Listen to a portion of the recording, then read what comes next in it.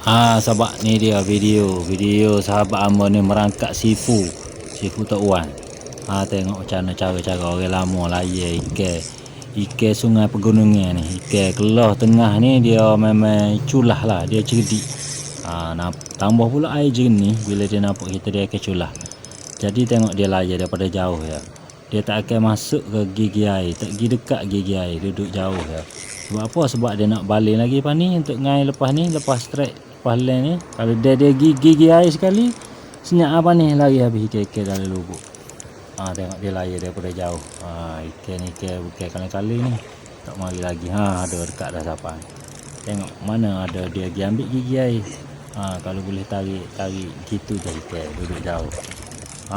Tu dia bagai. Ni bukan kali-kali bagai ni. Bagai rare, bagai kayangan ni. Lancar sahabat.